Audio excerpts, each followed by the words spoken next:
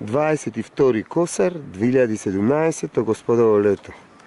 Se nađeme na vodopadot, znači skakavac 85 metri dolg. Visina. A od levata strana i ova se okuje prašumata peručica. Znači, ova je Evropa.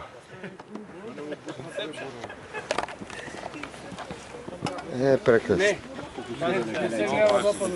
Sad možeš da kažeš. Će mi imat po intervju? Kratko, nešto, informaciji.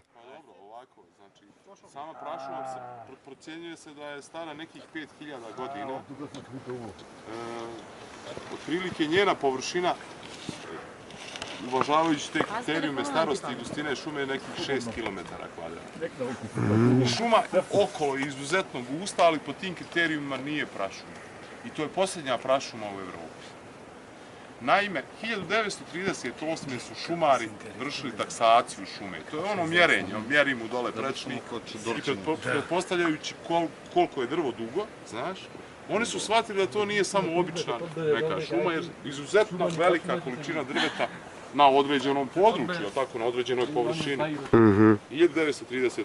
I da posle Drugog svjetskog rata, to je čitavo područje stavljeno ajde da kažem, pod zaštitu države kao veoma značajno područje za istraživački, naučni rad i tako dalje. Tako da su ovdje dolazili od biologa, čak recimo, kažu da ovi oblici, znači kamena, morfološki oblici su u stvari nastali kretanjem glečera, ko zna kad.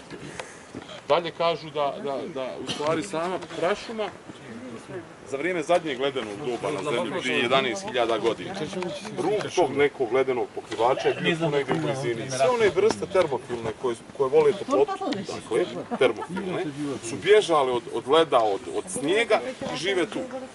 Toga bi bilo mnogo više u Evropi, ali Evropa tu sve svoje posjekla već još prije 100-150 godina. Ovo ovdje niko nije posjekao jer nije znao to da iskoristi. To je jedini problem. Iskreno. A Evropljani su sve svoje to posjekali. Već, davno. Leto gospodovo, 2017. Kosel.